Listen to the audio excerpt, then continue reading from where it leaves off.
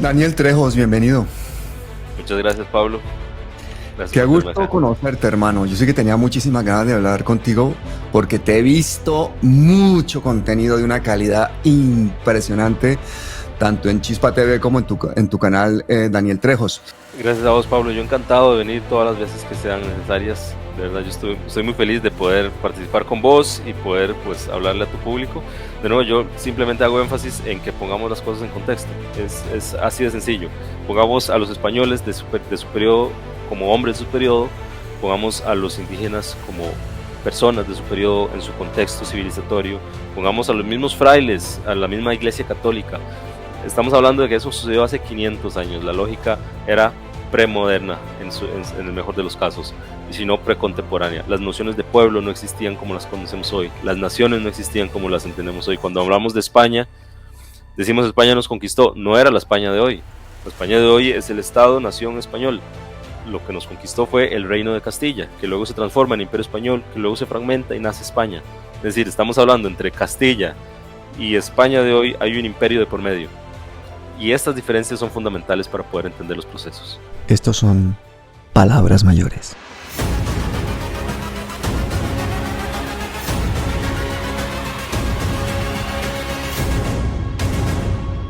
Primera pregunta.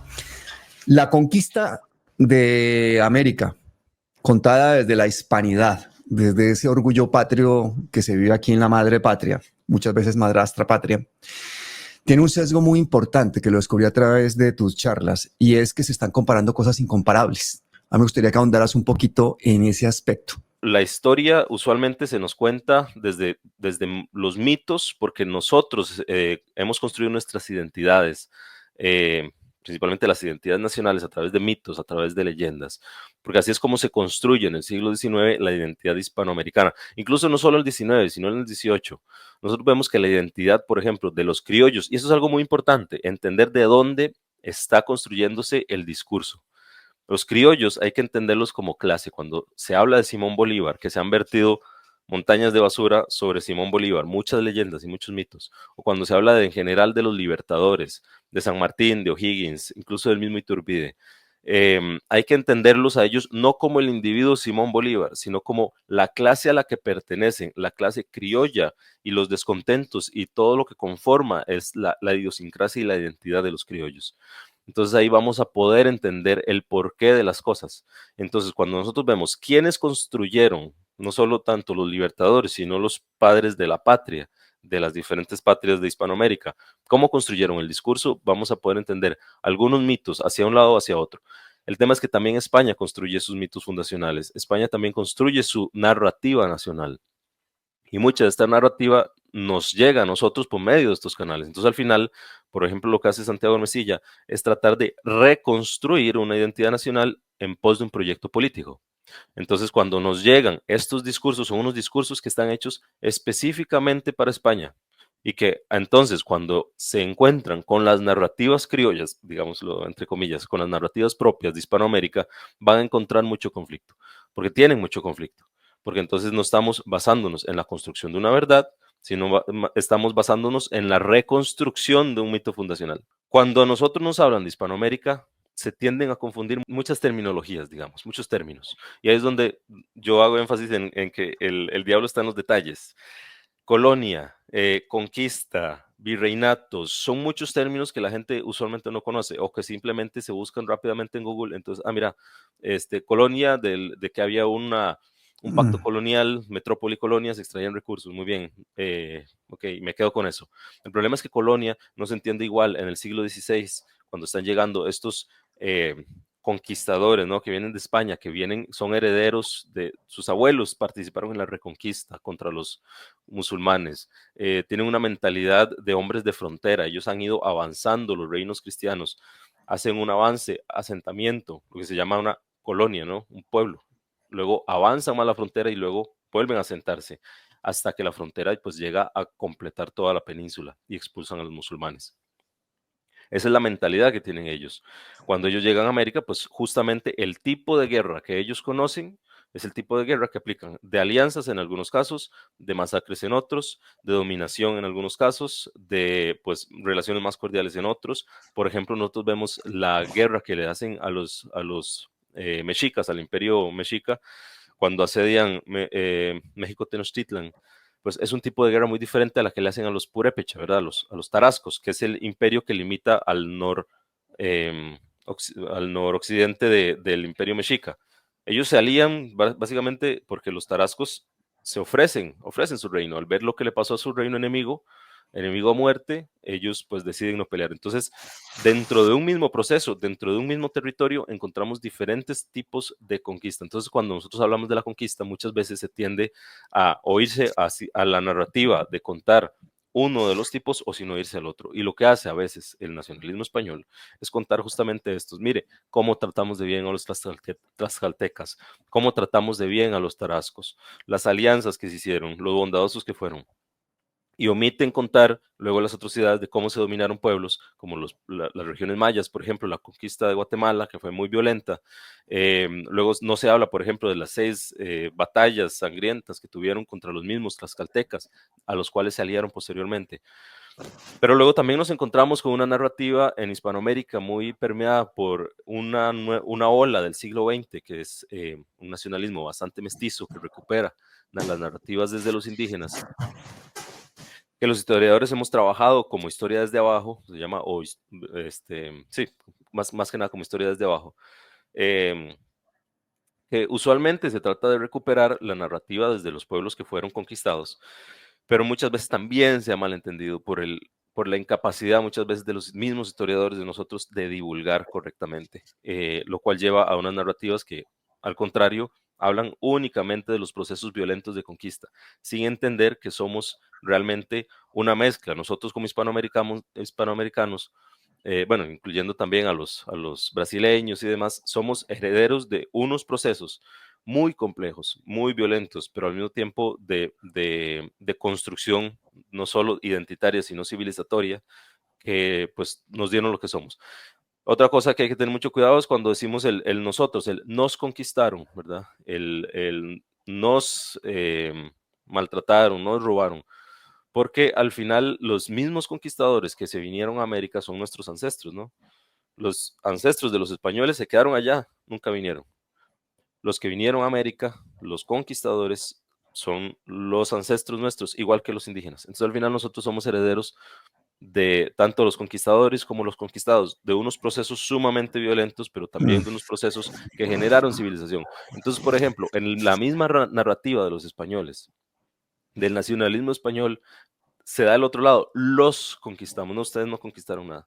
Ustedes, España de hoy no es el imperio español y ustedes y sus ancestros se quedaron en la península, los conquistadores fueron los que vinieron acá. Entonces, estos detalles al final son los que construyen estas macronarrativas, que al final en algunos casos llegan a tener, por decirlo así, unas contradicciones de muerte en donde la narrativa nacional que está naciendo en España y la narrativa nacional, por ejemplo, que existe en algunos países de Hispanoamérica, son absolutamente contradictorias.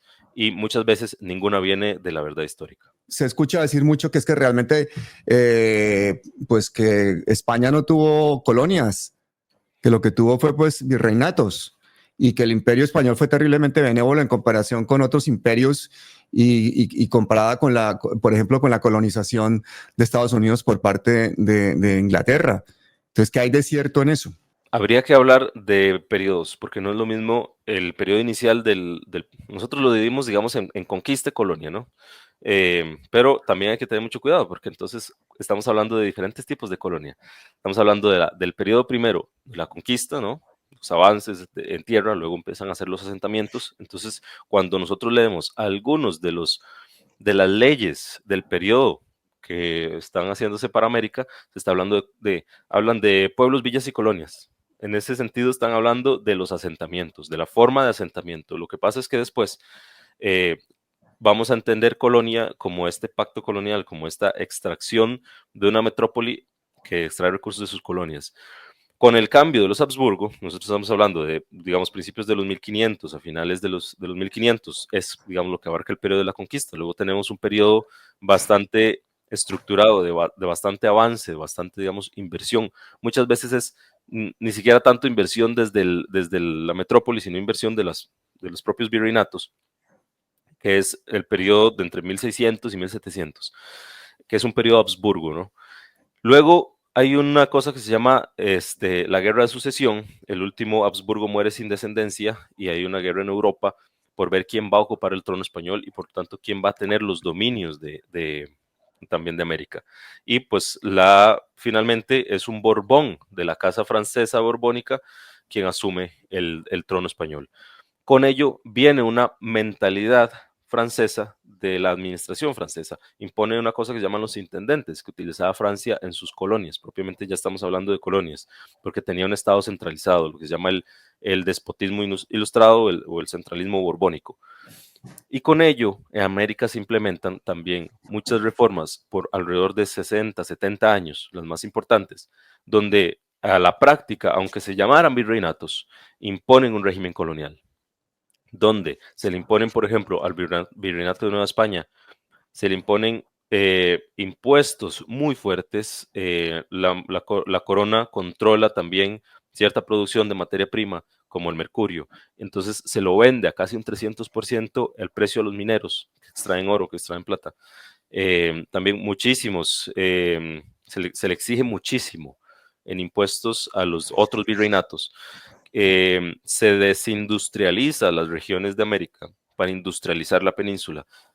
Prácticamente se le pide a América que lleve la materia prima a España para ser transformada en las industrias españolas y ser devuelta a América, lo cual ni España puede asumir todo el consumo de materias ya transformadas que exige América, ni tampoco puede asumir toda la producción de materia prima que está produciendo América. Entonces al final lo que crea es un desfase, digamos, donde básicamente nos convierten en colonias. Entonces sí se puede hablar, pero hay que tener mucho cuidado de cuál periodo específico de 300 años de imperio estamos hablando.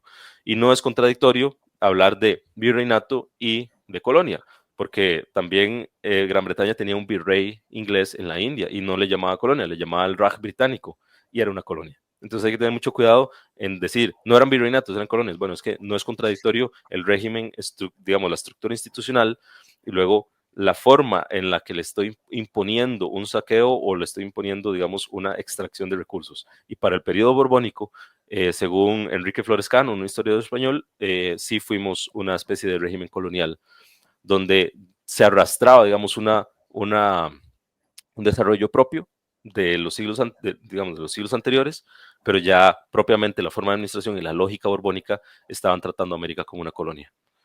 ¿Y tuvimos un genocidio en la conquista de América o no? Porque esa es otra de las cosas que se niega con frecuencia, ¿no? No se Sí, habla del genocidio de la conquista. claro, yo no hablaría de genocidio por una cuestión muy importante y es que la palabra genocidio requiere la noción, genocidio es ¿verdad? Pueblo, gentes, y sidio es la intención de eliminación, ¿no? Yo no hablaría de genocidio justamente porque la noción de pueblo como un ente soberano que lleva el proyecto político dentro de sí no sucede hasta la Revolución Francesa. Antes pueblo se entendía más como lo entendemos en algunos casos en Hispanoamérica también y en España también, es el pueblo, ¿no? Del pueblo donde yo vengo. ¿Verdad? Hablamos de los pueblos de indios, no hablamos de los indios como un pueblo, sino de cada pueblo en específico, ¿no? De cada, digamos, estructura donde hay un cabildo digamos, se estructura, digamos, la vida de una comunidad específica. Con la Revolución Francesa, el pueblo asume como soberano y el pueblo ahora tiene su proyecto político y el proyecto político tiene legitimidad únicamente en el pueblo. Esta noción de pueblo, juntada con las construcciones de las naciones, donde ahora el pueblo exige una nación, es decir, exige un Estado, y también juntada con este darwinismo social que está generándose en Europa, empiezan a hacer unas divisiones donde pueblo y raza están más eh, digamos, indisolubles, ¿no? Entonces es donde empezamos a tener estos proyectos de identificar lo que es mi pueblo, lo que es mi nación, y al crear los factores identificantes de mi pueblo y de mi nación, también digo que no es parte de mi pueblo y mi nación. Y con eso entonces creo al otro. Y al crear al otro y buscar la pureza del mío, entonces lo que busco es la exterminación del otro. Eso es la noción del genocidio. La noción del genocidio en el momento, en el siglo XVI, donde estamos hablando del periodo de conquista, para mí no se puede hablar de genocidio, porque no existía ni la intencionalidad ni la noción de los indígenas como pueblo. Pero esto ha llevado también a dos discursos, que es negar las masacres, negar la debacle demográfica y negar también, digamos, algunos procesos de exterminio, digamos, la guerra como una herramienta de exterminio de algunos que se oponían. Nosotros tenemos, por ejemplo, algunos casos de pueblos que se eliminan por completo. Entonces, yo tendría mucho cuidado de hablar de genocidio en el mundo antiguo y a principios, digamos, del mundo moderno, justamente por eso. Pero esto no es negar que, por ejemplo, más del 90% de la población indígena perece y a pesar de que no hubo intencionalidad, por ejemplo, cuando se hacen las reducciones en los pueblos de indios o cuando se hacen las reducciones también en términos, digamos, por ejemplo, de las misiones evangelizadoras, eso lo entendemos hoy, ¿no? Que si nosotros hacinamos a una población y hay una enfermedad, se va a esparcir mucho más rápido en esta población que no tenía defensas y que iba a morir con una gripe normal o por el sarampión o por muchos tipos de enfermedades que trajeron los europeos. Eso hoy lo entendemos, ¿no? En los estudios epidemiológicos del Mm, siglo XIX mira, avanza muchísimo. Claro, justamente ese libro yo lo utilizo muchísimo para explicar algunos de los procesos, ¿no? Los gérmenes fueron el factor determinante en la conquista y en la debacle demográfica que sucedió con los indígenas. ¿estás hablando de que el 90% de la población fue exterminada? Pierde la vida, ¿no? Esto es principalmente a los gérmenes. Hay estudios demográficos muy, muy buenos que se han hecho justamente sobre esto y pues sí, la mayoría de la población fallece debido a las enfermedades. De nuevo, volvemos a lo mismo. Los trabajos forzados como la mita, las encomiendas, que al final mucha gente habla muy bien de las encomiendas, de que se les pagaba y que pues al final era trabajo forzado, ¿no? Por más que yo quiera ponerlo como digamos, como una forma de organización simplemente del trabajo, pues también era forzado, la mita era forzada y muchas veces tenía que era de por vida, ¿no? Entonces, este tipo, los hacinamientos en pueblos de indios o las reducciones, el trabajo forzado, estas condiciones de vida, pues ayudaron muchísimo a que las enfermedades se esparcieran mucho más rápido y cobraron muchas más vidas. No podemos hablar de un número, porque justamente para estos periodos es muy complicado hablar de números, porque hay estudios que hablan de entre 20 y 90 millones. Cuando se tiene un rango tan amplio, es muy difícil pues ser certero. La mayoría de estudiosos están cercanos entre los 50 y 60 millones en todo el continente. En la región centroamericana se habla de 7 millones, en la región, digamos, de México, por Mesoamérica, se habla de alrededor de unos 20 millones. En Sudamérica también había otras poblaciones de muchos millones. Y a través de entre la conquista en 1610 más o menos, se pierde aproximadamente el 90% de la población. ¿Y cómo se sabe? Pues ya existían los registros de los pueblos de indios y hay pueblos de indios que prácticamente desaparecen. Entonces, así es como nosotros sabemos que la mayoría de la población indígena perece. En el tiempo de la conquista no es igual como se conquista Centroamérica, Mesoamérica, Sudamérica. Entonces, algunas batallas serán mucho más sangrientas dependiendo digámoslo así, de los pueblos indígenas que están en esa región, que se van a defender más o menos. En el caso, por ejemplo, de la Araucanía, en el sur de Chile, va a haber pues batallas muy cruentas, básicamente exterminio, mientras que en algunos casos son mucho más, entre comillas, bondadosas, donde los indígenas no ofrecen resistencia, entonces no hay necesidad de la guerra. Los españoles son muy prácticos cuando vienen. Si hay que hacer la guerra, se hace, pero si la puedo evitar, la evito, porque también voy a perder vidas, voy a perder recursos. Y muchos de los españoles, de los conquistadores, vienen en busca de riqueza. Es algo muy importante. La lógica es, yo vengo a buscar tierras, porque somos los hijos segundones que no vamos a tener herencia en España, entonces venimos a América a buscarnos la vida, a buscar oro, a buscar riqueza, a buscar tierra. Ese es Entonces, otro mito que te quería preguntar, porque muchas de las versiones que escuchamos es de que no eran exactamente caballeros andantes los que llegaban a América, sino que muchas veces venían incluso hasta criminales y gente de mal vivir que no tenían mucho que ganar y que no tenían mucho que perder, en cambio, sin mucho que ganar. ¿Qué hay de cierto en eso? los primeros, quizás los primeros contingentes que vienen, reclutan gente porque necesitan gente y no tienen dinero para contratar, entonces contratan a quien pueden. Pero rápidamente se entiende que este es un ejercicio que va a requerir mucha más gente mucha más diestra en la navegación, mucha más diestra en las armas. Se van a requerir después también gente que sepa pues, leer, escribir, estudiosos. Entonces ya empieza a complejizarse la gente que se está trayendo. Ya no simplemente me traigo un puñado de marineros que me van a ayudar simplemente a llegar de un punto A a un punto B, sino que ya ahora necesito pues también diferentes tipos de notables, ¿no? De letrados, el mismo Cortés, pues estudió, no tiene, digamos, no sé, no finalizó sus estudios, pero habla latín, pues sabe leer y escribir, tiene bastantes nociones de filosofía, ha leído algunos de los tratados del mundo antiguo. Entonces, eh, hasta cierto punto, es cierto, en los primeros que vienen llegando, porque por supuesto están financiándose sus propias expediciones. Esto es otro de los mitos, se cree a veces que la corona pagaba y que todos venían bajo la misma bandera, pero eso no es cierto, ellos se pagaban a sí mismos o buscaban financiamiento por su cuenta. En el caso, por ejemplo, y no eran un solo grupo, el caso de Cortés tiene problemas con Diego Velázquez, que a su vez tiene problemas con Diego Colón, el caso de Almagro contra Pizarro, ¿no? Que tienen una guerra en el Perú entre ellos dos bandos de españoles. Diego Velázquez manda a Pánfilo de Narváez a arrestar a Cortés y tienen una guerra en donde es capturado Pánfilo de Narváez. No son un contingente único y unificado, ¿no? Pero sí tienen una mentalidad de unidad y eso es muy importante porque en la conquista va a ser súper importante esta unidad como españoles, ¿no? Entenderse ellos como un bloque en el momento que hay que entenderse como un bloque y luego haré las alianzas y las guerras que tengan que hacer para garantizar mi riqueza, ¿no? Cortés quería la conquista para sí, no quería dársela a Diego Velázquez, entonces defiende, digamos, su conquista. Y esto va a ser algo que se va a replicar en todo el continente. Conquistadores que sobrepasan los límites puestos por otros conquistadores en sus territorios que ellos van a conquistar, entonces al final terminan enfrentados.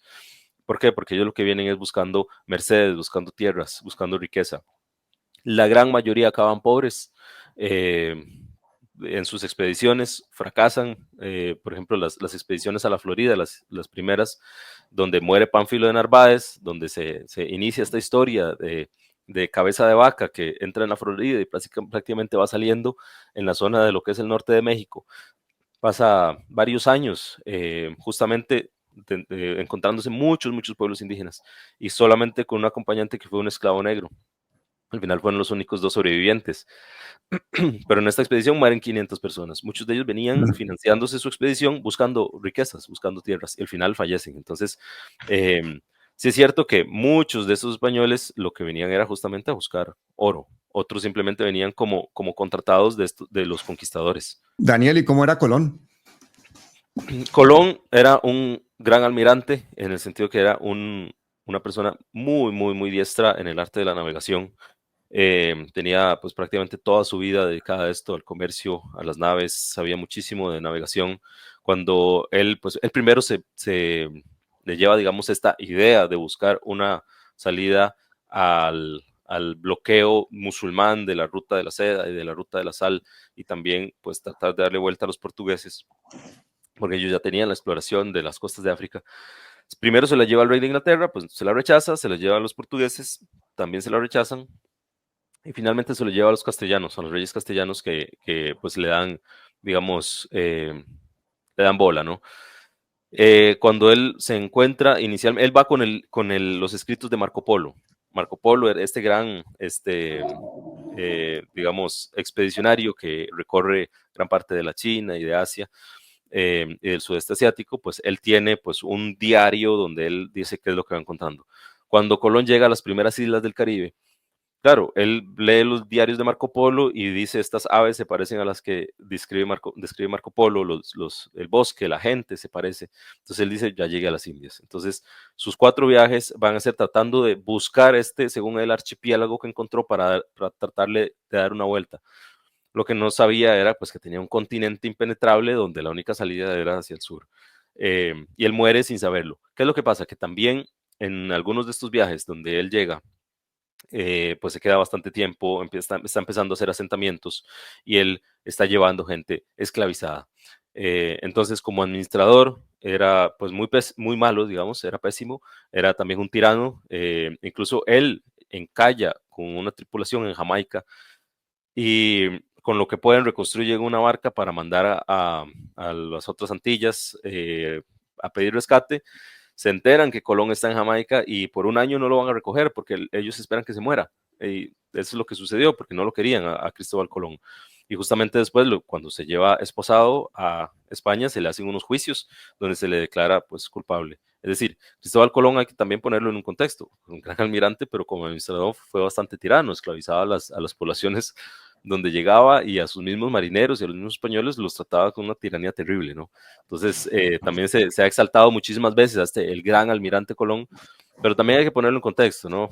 Son hombres del siglo XVI donde pues, realmente ellos tienen unas nociones muy diferentes a las nuestras en cuanto a moral, en cuanto a ética. Yo tampoco le exaltaría mucho, más como almirante y como explorador, a mí me parece pues rescatable, pero más allá de eso, me parece que el resto de su vida vivió pues bajo unos actos deleznables. Escuchaba uno que amputaba, que esclavizaba, que maltrataba. ¿Es todo eso realidad? ¿Eso sucedió? ¿Era así? Porque por otra parte nos muestran la imagen romántica de Colón, entonces estamos como entre las dos cosas, ¿no? Eso hay que tener mucho cuidado con los relatos porque como te decía, los mismos españoles ya llegó un punto donde no lo querían. Entonces muchos de los relatos nos llegan de estos españoles, Mm. tratando de darle una muy mala imagen a Cristóbal Colón.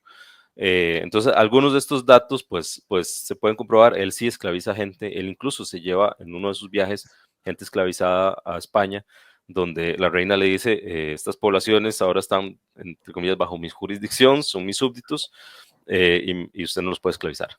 Entonces, me haga el favor y los devuelve o los deja aquí, no me importa, pero usted deje de esclavizar gente. Cuando vuelve a América sigue esclavizando.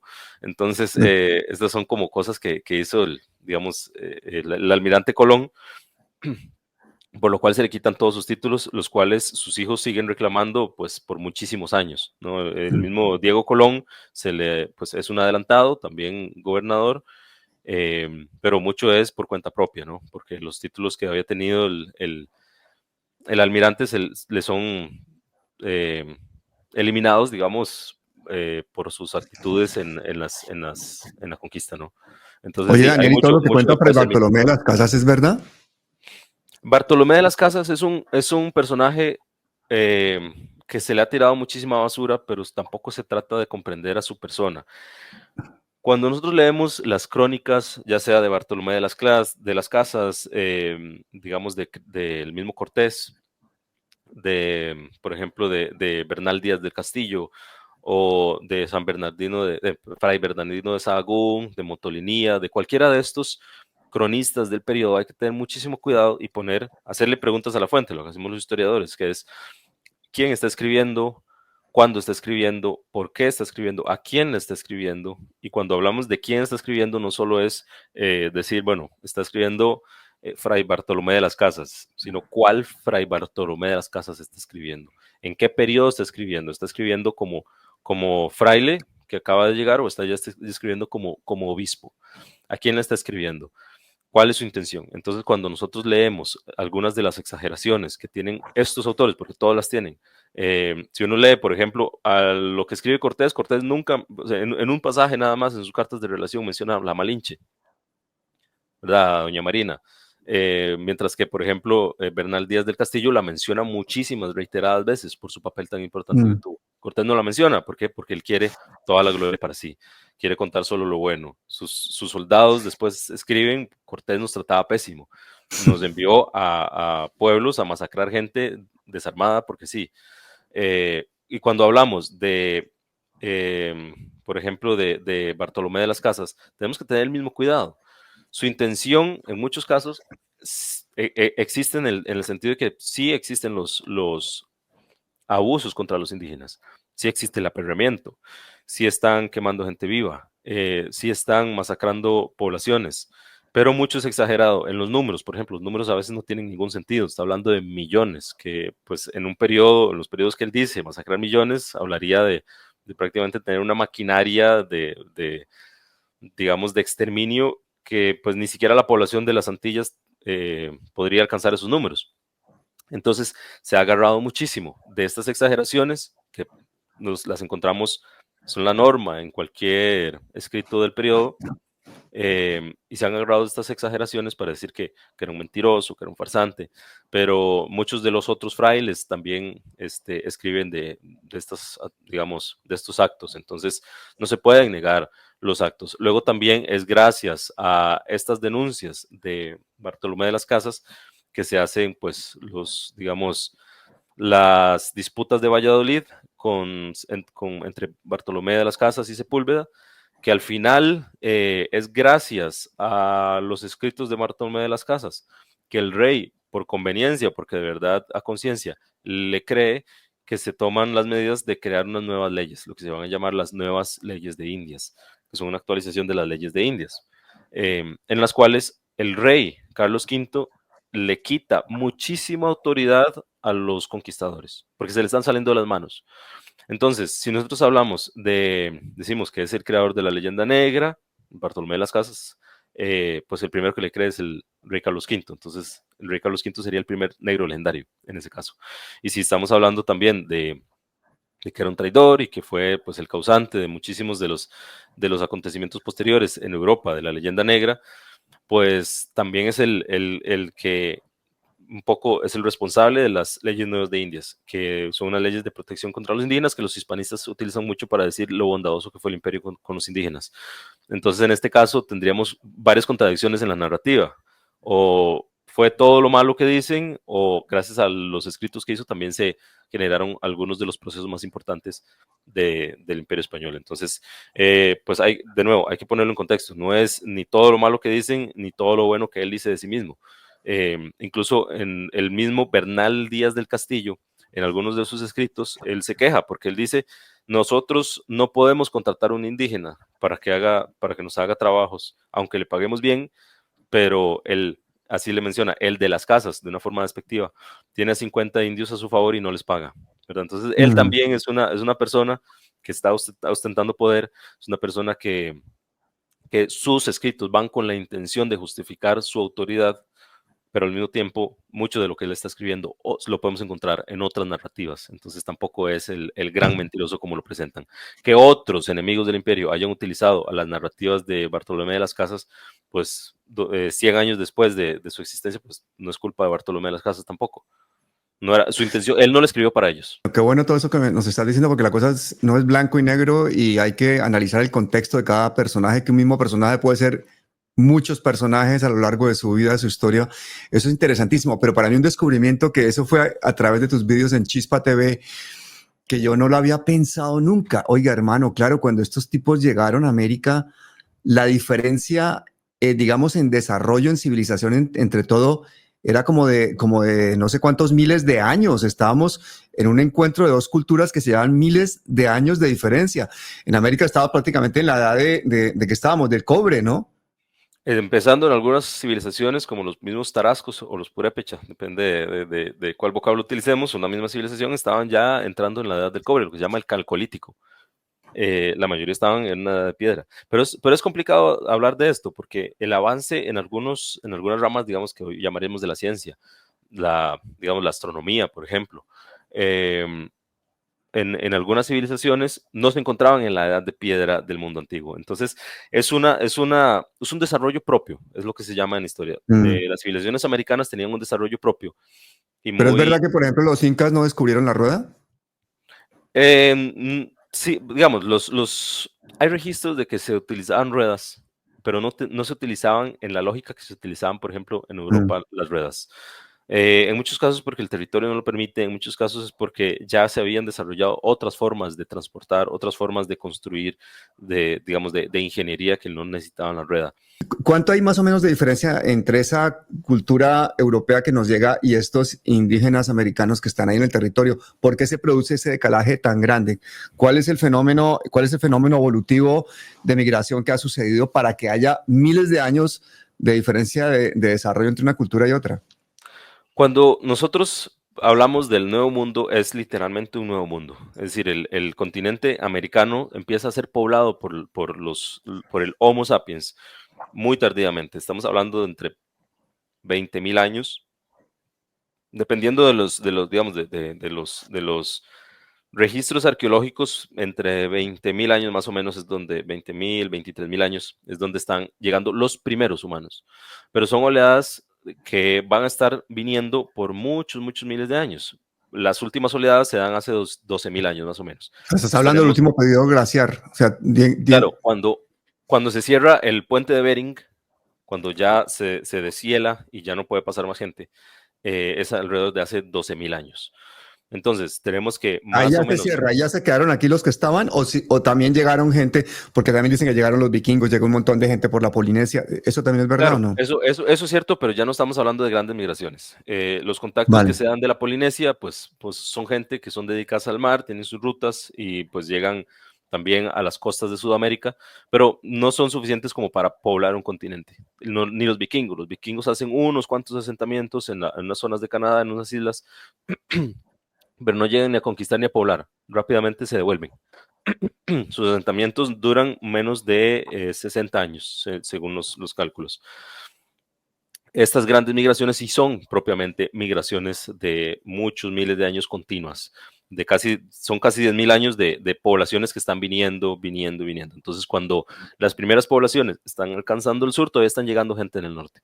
Y es un continente muy, muy, muy extenso. Entonces, eso nos da una idea de la magnitud. Entonces, también están viniendo diferentes culturas durante 10.000 años con diferentes tecnologías, con diferentes lenguas, por eso hay tanta diferencia de lenguas entre el sur y el norte, ¿no? Y en el medio hay una diferencia abismal de lenguas, una diversidad gigante, también de poblaciones, de tipos de cultura, el mismo canibalismo ritual. Se cree que son poblaciones que traían, digamos, sus formas de canibalismo desde tiempos antiguos, ¿no? Y cuando llegaron Y los españoles también había canibalismo aquí, ¿no? Que es una de las cosas que la gente dice, bueno, es que llegan los españoles y encuentran ese salvaje, esos salvajes caníbales, esa violencia, etcétera. Y lo que no cae uno a veces en cuenta es que había miles de años de diferencia en desarrollo entre una cultura y otra. Entonces no se puede comparar una cultura y otra que se llevan miles de años de desarrollo, ¿no? no se puede comparar.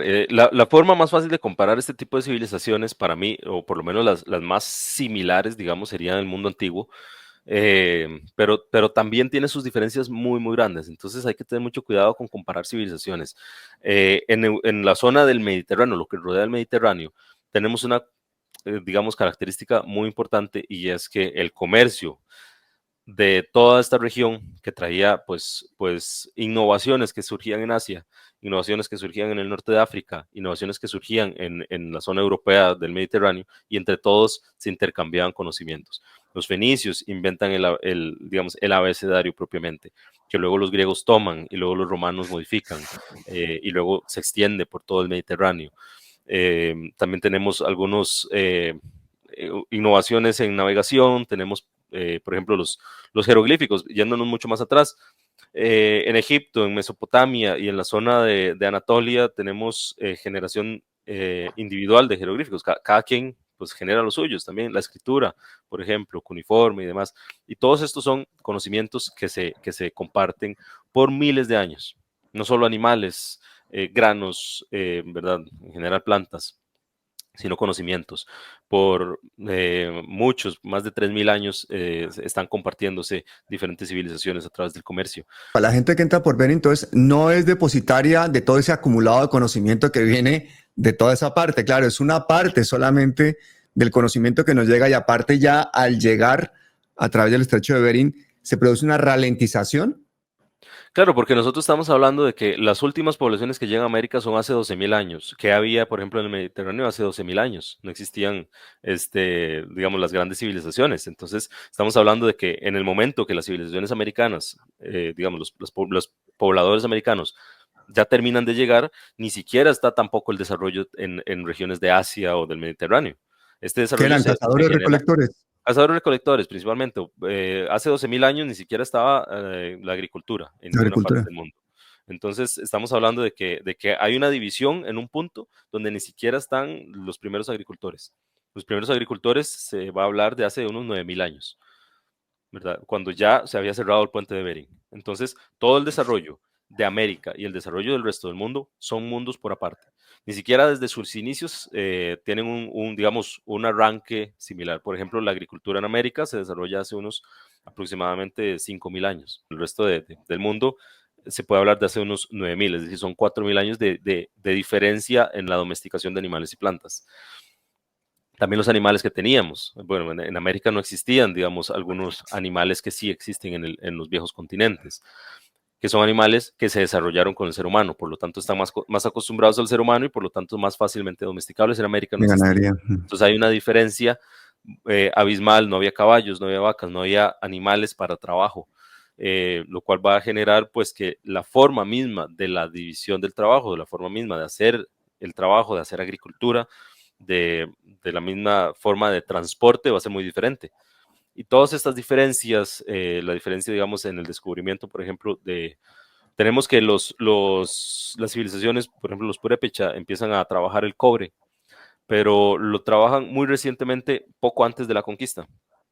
Entonces, su conocimiento no se logra expandir por el resto del continente, mientras que en otras regiones ya tenían 2.000 años de trabajar el cobre.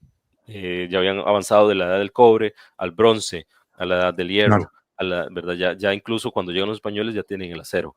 Si no tenían caballos, no tenían vacas ni todo eso, o sea, las fuentes de proteína animal cuando vienen no es tan fácil. ¿Eso no puede haber influido en el tema de la persistencia del canibalismo durante mucho tiempo? En algunos casos sí, lo que pasa es que tampoco el canibalismo en América hay que entenderlo dependiendo de la cultura en la que estemos hablando. Había culturas donde sí hacían canibalismo propiamente por el consumo de carne, pero estamos hablando de algunas civilizaciones mucho más rudimentarias, como los caribes. Estamos hablando de que la civilización del Caribe tampoco tenían, por ejemplo, escultura monumental. Cuando hablamos de escultura monumental es el trabajo de unidades de piedra, monolitos, ¿no? Digamos, de gran tamaño. Es algo que los antropólogos utilizan para clasificar la complejidad de una civilización. Utilizan, por ejemplo, la cerámica. Si ya estamos hablando de que la cerámica tiene diferentes tipos de colores, mucha más variedad, estamos hablando de que hay más población, por lo tanto hay una complejización de la población. Si estamos hablando de que hay escultura monumental, quiere decir que hay gente dedicada exclusivamente a hacer esculturas con monolitos de piedra, lo cual quiere decir que entonces hay toda una estructura institucional y administrativa que permite que haya artesanos que se dediquen únicamente a las artesanías. Cuando no existe eso, quiere decir que los recursos disponibles en fuerza, digamos, en personas, tienen que dedicarse a otras labores, a la caza o a la recolección. Entonces, no hay tiempo para dedicarse a este tipo de artesanías, digamos. Entonces, en la civilización del Caribe tenemos esta característica. En Mesoamérica es diferente, porque son civilizaciones muy complejas. Ahí se tiene que hablar necesariamente, cuando se hable de canibalismo ritual. ¿Por Ritual. qué? Porque forma parte de un rito. Yo, por ejemplo, los mexicas, cuando sacrificaban a una persona, independientemente del número, porque también depende del año, de si había un cambio de Tlatoani, depende de si había un eclipse, un cambio de era, etcétera. Eso van a rondar. Sí es cierto que en los años finales del Imperio Mexica puede haber un par de años, especialmente cuando asume el último Tlatoani, que también hay casualmente un eclipse y que viene el final de una era. Estamos hablando de muchos acontecimientos muy cercanos, donde sí se puede hablar de los miles sacrificados, pero antes de eso también hay registros arqueológicos donde hablan de menos de 1.000 en algunos años. Entonces, hay una diferencia muy grande de un año a otro, de unos periodos a otros, de un Tlatoani a otro, etcétera. Hablamos de canibalismo ritual. Se sacrificaban no para comer. O sea, yo no sacrificaba a una persona para comérmela, la intención no era comérmela. El comerla era parte del rito, se sacrificaba a los dioses para que amaneciera, para que lloviera, para que, etcétera, para tener beneficios de los dioses. Entonces, una vez que se sacrificaban estas personas, el corazón iba para las élites, una parte de una pierna iba para los guerreros, etcétera. Y usualmente el pueblo llano no conseguía nada. Entonces, estamos hablando de una población de entre 100 y 200.000 personas, y lo que se están sacrificando en un año normal, común y corriente, son, no sé, 600 personas. Por supuesto, no es una maquinaria de alimentación. Marcelo Gullo dice que era un imperio antropófago. Eso es digamos, viene con malicia, viene poniéndole un adjetivo a un imperio que su maquinaria no era una maquinaria de alimentación a través de la carne humana. Entonces, se puede hablar que algunas civilizaciones sí lo hacían por la escasez de proteína, pero no todas. No se puede extender como si la práctica del sacrificio humano en América fuera exclusivamente porque no había animales. Eso sería un error que mucha gente comete. Había conquistadores conscientes de lo que se estaban encontrando, era con seres humanos que llevaban miles de años de retraso en cuanto al desarrollo tecnológico o no, o directamente lo que se veía era a seres de alguna manera inferiores o a los que había que domesticar o no sé cómo explicarlo, pero era la gente consciente de que había una brecha de miles de años entre los que estaban ahí y los que estaban llegando. No, para nada. De hecho, justamente con las crónicas que tenemos, vemos que ellos también están igual de sorprendidos, no saben con lo que se están manejando en muchos casos. Están sorprendidos porque, por ejemplo, Bernal Díaz del Castillo, cuando escribe, él habla a ver, también los recuentos de los españoles hay que, digamos, tenerlos con mucho cuidado. Él dice, bueno, hay tantas cabezas en esta pica, hay tantas picas y si lo extendemos por tantos kilómetros de extensión de la ciudad, pues tenemos 80,000 sacrificados. Números absurdos, ¿verdad? La mate la hizo, ¿verdad? En la cabeza rápidamente y no le salieron los números. Eh, entonces, también los números hay que tenerlos en consideración, pero ellos también hay que ponerlos en contexto. Son españoles que la misma fe que tienen ellos en Cristo la tiene el mexica en Huitzilopochtli, por ejemplo. Ellos también son conscientes, por ejemplo, el rey Carlos V, él dice que en su reinado va a venir Cristo y que va a encontrar un imperio católico universal donde él va a ser el emperador, y él lo cree fervientemente. Por eso sus ambiciones de extender el imperio lo más amplio posible es porque va a venir Cristo. Entonces ellos hay que ponerlos en contexto. Ellos, por supuesto, no entendían con qué se estaban enfrentando. Ellos, a muchos todavía, creían que las prácticas de estos nuevos seres humanos que estaban conociendo eran prácticas del demonio. Rápidamente los frailes entienden que no necesariamente están adorando al demonio, entonces se dedican a entender las culturas, especialmente los franciscanos, a entender con qué se están enfrentando y tratar de hacer algunas semejanzas entre las culturas y las creencias de estos nativos con el catolicismo, y es donde, por ejemplo, tenemos a la Coatlicue, que es la diosa madre del panteón de muchas de las culturas nahuas, especialmente de los pues, mexicas.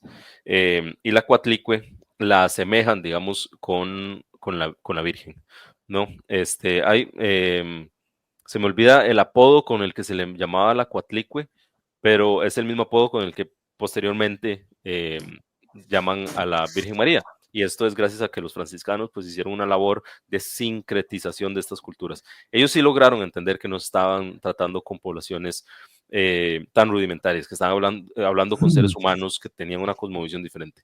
Pero es bastante, bastante reducido a los estudiosos, a los frailes. El resto de la población, de los conquistadores, realmente no tenían una noción tan clara de a qué se estaban enfrentando. Otro fenómeno que yo creo que también se pasa como muy por encima y rapidito por parte de esos historiadores o politólogos hiperhispanistas, digo yo, es el tema de la esclavitud.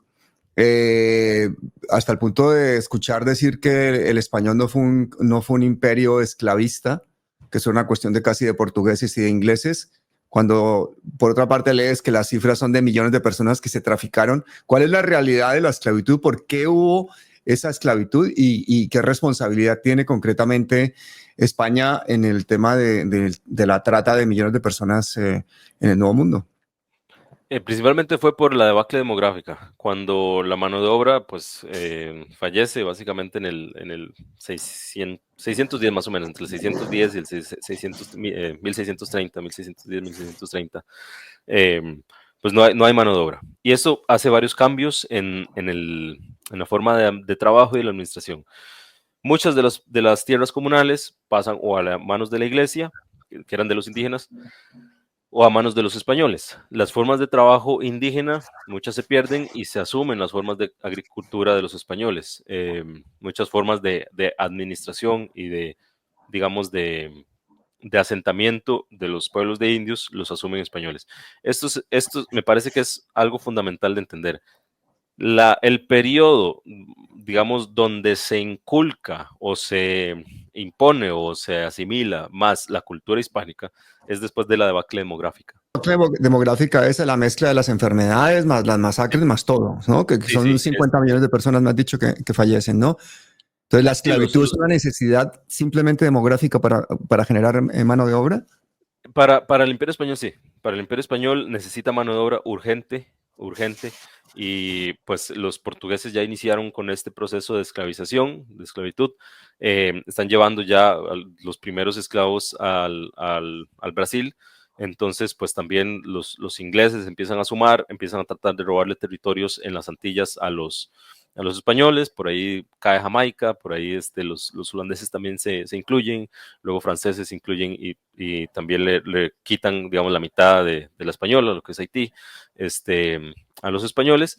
Y entonces inicia ya ahora sí este proceso, cuando se dan cuenta de lo que es por ejemplo, lo que los historiadores llamamos las economías de plantación o colonias de plantación, que es un territorio dedicado al monocultivo con mano de obra esclava, y se dan cuenta de que la caña de azúcar, eso se dan cuenta los portugueses en Sao Tomé, en las costas de África, empiezan a sembrar azúcar, caña de azúcar, y con mano de obra esclava, pues les resulta sumamente barato, y los recursos que están teniendo con el azúcar en Europa son muchísimos, se están haciendo ricos con el azúcar. O sea, mucha gente habla del oro que se llevaron, pero digamos, para algunos de estos imperios coloniales, el azúcar era realmente donde estaba el, el dinero, porque las élites europeas amaban el azúcar. Y luego sería el Entonces, algodón, ¿o no? el algodón también, pero es principalmente en otras regiones del norte de América. En estas regiones, pues es principalmente, por lo menos en el Caribe, en Brasil, en las regiones tropicales, es principalmente el azúcar. Y es entonces cuando los españoles también empiezan a importar masivamente esclavos africanos. Inicialmente lo hacen ellos, después de los 1700, con lo que se llama el asiento de negros, con las guerras de sucesión, tienen que ceder algunos territorios en Europa, les ceden Gibraltar a Gran Bretaña, pero también les ceden lo que se llama el asiento de negros, que es el derecho de que los británicos sean quienes proporcionen a las colonias americanas los esclavos. Pero nosotros, cuando mucha gente dice, es que España no importó tantos esclavos, ¿verdad? En el comercio transatlántico de esclavos. Sí, era el tercero. Si nosotros hablamos de números, importar 1.200.000 esclavos, pues no suena, digamos, tan bien, ¿verdad? Los británicos también andaban muy cerca, los franceses andaban muy cerca.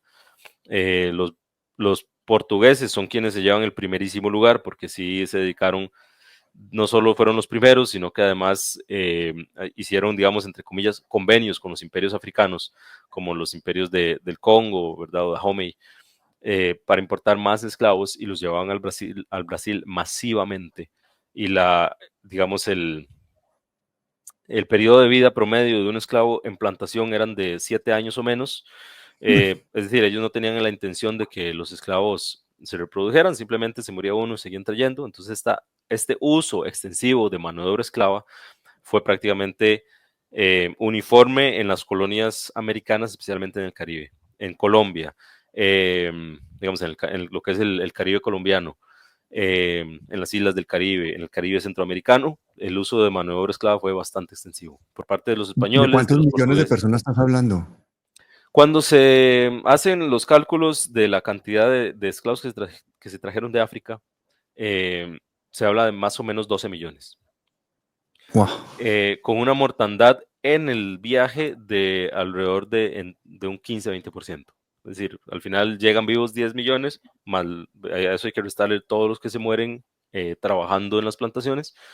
Entonces sí, digamos, el desastre humano que implica este periodo de esclavitud, estamos hablando de por lo menos unos 7, 8 millones de personas que fallecen exclusivamente a causa ya sea de la captura, traslado o sometimiento en las plantaciones.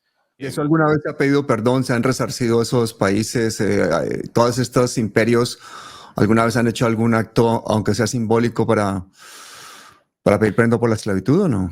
Yo creo que los únicos que lo han hecho son los británicos, pero tampoco los deja muy bien el hecho de que hasta el siglo XIX todavía tuvieran colonias en África. Entonces, Mm, por más simbólico que sea pedir perdón por la esclavitud, si luego voy a esclavizar a las poblaciones de ahí directamente, o claro. sea, ya no las estoy sacando, pero igual las estoy esclavizando en colonias igual de extractivas, entonces no tiene mucho sentido el perdón que pidieron los ingleses.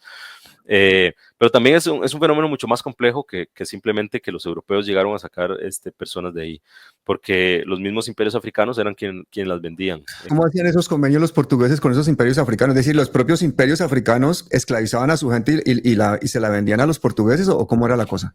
No era su gente. Ellos Ah, eran iban, otros pueblos. eran otros pueblos. Ellos iban al interior del continente, lo que se llamaban las racias, a capturar gente del interior y la sacaban para venderla a los europeos. Los europeos simplemente llegaban, hacían puertos y ponían sus barcos y compraban. Las élites africanas se hicieron millonarias. Muchas de las élites de hoy de los países africanos son descendientes de las antiguas élites esclavistas de África. Que se dedicaban justamente al comercio de esclavos. Claro, hay un desarrollo muy pobre en estos periodos porque los imperios africanos ya estaban creciendo, pero se dan cuenta de que simplemente con el comercio de esclavos tienen muchos recursos. Esos recursos no permean a la sociedad, se quedan en las élites, que se hacen muy, muy ricas con el comercio de esclavos. Entonces, pues tenemos un desarrollo que, bien o mal, a causa de los europeos, hicieron que muchos de estos imperios africanos se fragmentaran, que muchos de estos imperios africanos no tuvieran el desarrollo, porque al final ven muy fácil simplemente obtener recursos del tráfico de personas. Pero sí, los portugueses hacían convenios con estos imperios, básicamente les decían, inicialmente esto funciona así, lo que se llama la economía triangular. Los portugueses vienen con sus mercancías, se las entregan a algunos por ejemplo, a los reyes del Congo. Los reyes del Congo les entregan personas, esclavos, que ellos van y se los entregan al imperio de Dahomey, que les entrega oro a cambio y luego ellos se van para Europa con oro. Entonces, ellos lo que están haciendo se llama una economía triangular. Están comerciando esclavos africanos dentro de África. Después descubren las islas de Santo Tomé o Sao Tomé. Ahí empiezan con el cultivo de caña que ya se daba en África, pero ellos pues lo están haciendo ya ahora a título propio, con esclavos que ellos están importando y se dan cuenta que el dinero está en el comercio de esclavos. Cuando se descubre América, ellos dicen, bueno, vamos a replicar esta pequeña isla de producción de caña de azúcar para hacer azúcar para Europa en toda esta extensión que tenemos ahora en América, que son miles de veces más grande que estas islas. Entonces lo que hacen es pues replicar no solo en escala la plantación, sino en escala la cantidad de esclavos que tienen. Entonces los portugueses sí se llevan el primer lugar por el tipo de economía y por lo temprano que ellos empiezan a hacer, digamos, este tipo de economía triangular, de economía de plantación, de tráfico de esclavos. Pero los españoles también, pues a ver, la diferencia entre 1,5 millones, 1,500,000 y 1,200,000, pues realmente es insignificante cuando estamos hablando de vidas humanas. Cuando vemos que hoy en día, pues parece que han ganado los anglosajones, la supremacía blanca, el mundo conquistado por ese antiguo imperio británico, ahora en poder de Estados Unidos y del sionismo también. Hemos perdido. Al final, entonces, las colonias hispanoamericanas terminamos siendo el patrio trasero del imperio británico.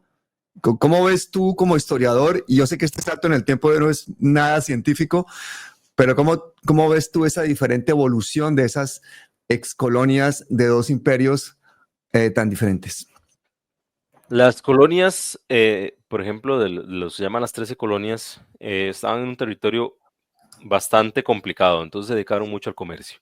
Y eso pues les dio pues un impulso inicial pues bastante, digamos, bastante poderoso, pero incipiente en todo caso. Lo que es importante de resaltar es que el Imperio Británico y el Imperio Español son dos imperios que nacen de diferentes formas civilizatorias.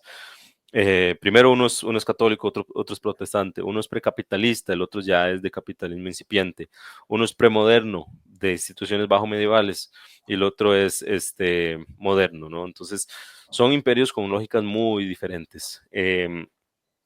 Pero yo creo que la raíz del éxito de los Estados Unidos está mucho más hacia el inicio de los Estados Unidos, que tiene que ver, por ejemplo, cuando España y Francia ayudan a Estados Unidos, a las 13 colonias, a independizarse, son todavía colonias muy, muy incipientes, pero ya tienen una lógica capitalista, mientras que todavía en las zonas, por ejemplo, del Imperio Español, como el Virreinato de Nueva España, recordemos que ya están en el periodo borbónico, ya prácticamente se les eliminó una capacidad industrial muy importante, porque se necesitaba pasar la industria a la península.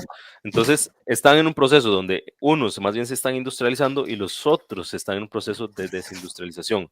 Sumémosle a eso que España y Francia ayudan a Estados Unidos a independizarse. Estados Unidos se convierte ya en una fuerza a tener en consideración y empieza a asediar por ejemplo, la Florida. Entonces España ya no puede, ya no tiene recursos. La corona está totalmente con las arcas vacías. No puede defender la Florida. Entonces la vende y la vende muy barato. Entonces ya ahora Estados Unidos se expande en toda la costa. Después tenemos que España entrega a Napoleón lo que se llama la Luisiana. Cuando nosotros hablamos de la Luisiana, no es la Luisiana de hoy. La Luisiana francesa era una franja que comprende toda la desembocadura del Mississippi, alrededor de todo el trayecto del Mississippi por varios cientos de kilómetros a ambos márgenes hasta prácticamente la frontera de lo que hoy es Canadá y, digamos, llegar a los Grandes Lagos. Era un territorio gigante donde Francia, desde los Grandes Lagos hasta la desembocadura del Mississippi, en tierras muy fértiles, había hecho muchas factorías. Y no solo factorías, sino también asentamientos muy importantes. Y esto, cuando España se la entrega a Francia, a Napoleón, Napoleón se la vende a un precio ridículo a los Estados Unidos, de nuevo, para ayudarlo en su guerra en contra de Gran Bretaña, y Estados Unidos ahora tiene no solo mucho más territorio, muy fértil, con todas las factorías y con todos los recursos que ahora tiene en el Mississippi, y ahora tiene el control de los Grandes Lagos, de todo el Mississippi, de su desembocadura, de toda la costa sur del Mississippi hasta la Florida y toda la costa este de los Estados Unidos. Es decir, ya ahora tiene una masa, ya estamos hablando de masas continentales. Entonces, poco después empezamos con las repúblicas, bueno, lo que van a ser las repúblicas, los territorios americanos, con guerras de independencia que destruyen un tejido industrial importante, un tejido productivo importante, bajas de población en las guerras. Tenemos también que muchos de los territorios estaban endeudados, habían entregado sus recursos a España para sus guerras. Entonces, una vez que empiezan las guerras de independencia, no hay forma de recuperar sus recursos, hay que pedir préstamos. ¿Se le piden a quién? A Gran Bretaña o Francia, los enemigos de España, que muy felizmente, después de lo que el Imperio Español les había hecho con los Estados Unidos, los británicos están deseosos de ayudar también a los territorios americanos a independizarse, una forma de, como se dice en inglés, un payback, una venganza, por lo que España le hizo con las 13 colonias, empieza también a ayudar a los territorios americanos a independizarse. Por ejemplo, México, el Imperio Mexicano, una vez independiente, tiene dos cosas. Primero, las arcas vacías, después de las guerras de independencia y después de los impuestos bravísimos que se le habían hecho por parte de la península. Tiene también una invasión por parte de Francia, donde se le exige pagar ciertos préstamos que en ese momento no estaban en condiciones de pagar. Y también se le destruyen algunos puertos. Y luego tiene la invasión estadounidense, que de nuevo estamos hablando de que Estados Unidos ya tenía, ya eran hombres de frontera, como fueron los españoles en su momento. Tenía unos recursos y una población que antes no hubiera tenido. Y ahora entonces lo utiliza para invadir México y recuperar, bueno, no recuperar, sino apropiarse de una cantidad de territorio inimaginable. Entonces, estamos hablando de que tiene dos costas, tiene una cantidad de territorio gigante, tiene petróleo, tiene oro. Entonces nosotros el éxito de Estados Unidos no lo podemos encontrar en que Estados Unidos son superiores ¿verdad? Como civilización, o que sean superiores por cuestiones, digamos, propias de su desarrollo protestante o, digamos, de otros tipos de desarrollo, sino que nacen como una potencia capitalista propiamente. Mientras que los territorios americanos rápidamente encuentran guerras civiles, encuentran, digamos, dificultades para avanzar como repúblicas independientes. Entonces, es una mezcla de factores. Excelente. Y creo que es complementario leerse este libro, no sé si lo conoces, La frontera salvaje de Jorge McFoot. 200 años de fanatismo anglosajón en América Latina. ¿Lo conoces? Sí, no lo he trabajado completo, pero sí se trabajó en Jorge historia. es un gran Conozco amigo algunos. nuestro y me encantaría que un día vinieras aquí a Palabras Mayores y tuvieran ustedes dos una charla, una conversación. Él es de verdad, un escritor, es profesor, vive en Estados Unidos y es un gran estudioso precisamente de esto. Y a mí me encantaría invitarte, no una, sino 1000 veces, Daniel. Espero que la gente vaya a Encantado. Chispa TV y que vaya a tu canal también, Daniel Trejos, se suscriba, te siga, porque yo creo que eres una fuente impresionante de conocimiento y sobre todo que tienes la virtud de hacernos entender cosas bastante complejas de una forma muy clara. A mí me has abierto los ojos precisamente en cosas que yo decía, ¿cómo es que no conseguía yo entender esto? Claro, había una cosa tan básica como un sesgo de metodología. ¿Cómo se pueden comparar cosas tan diferentes como dos culturas que se lleven 12.000 años? ¿Cómo se puede hacer una valoración de eso? Y esos son uno de los grandes sesgos que veo que comete gente como Armesilla, por ejemplo. Entonces, en el caso tuyo de abrirnos los ojos a esas realidades históricas, nos pueden dar también luces en lo que está sucediendo hoy en día. Así que yo te agradezco muchísimo, de verdad, tu tiempo, tu generosidad y que sepas que esta es tu casa y te esperamos aquí muchísimas veces. Gracias a vos, Pablo. Yo encantado de venir todas las veces que sean necesarias. De verdad, estoy muy feliz de poder participar con vos y poder, pues, hablarle a tu público. De nuevo, yo simplemente hago énfasis en que pongamos las cosas en contexto. Es así de sencillo. Pongamos a los españoles de su periodo como hombres de su periodo, pongamos a los indígenas como personas de su periodo en su contexto civilizatorio, pongamos a los mismos frailes, a la misma Iglesia Católica. Estamos hablando de que eso sucedió hace 500 años. La lógica era premoderna en el mejor de los casos, y si no precontemporánea. Las nociones de pueblo no existían como las conocemos hoy, las naciones no existían como las entendemos hoy. Cuando hablamos de España, decimos España nos conquistó, no era la España de hoy. La España de hoy es el Estado-nación español.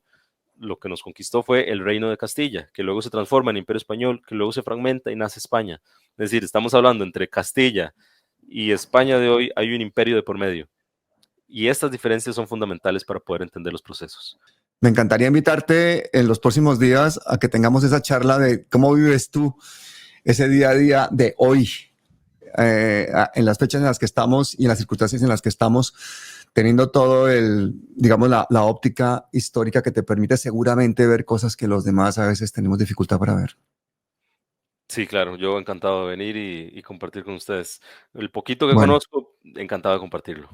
mucho que conoces.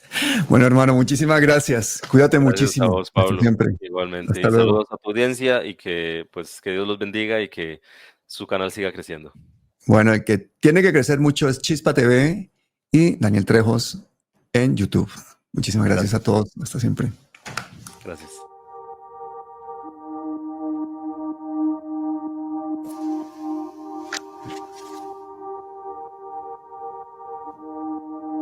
Esto son palabras mayores.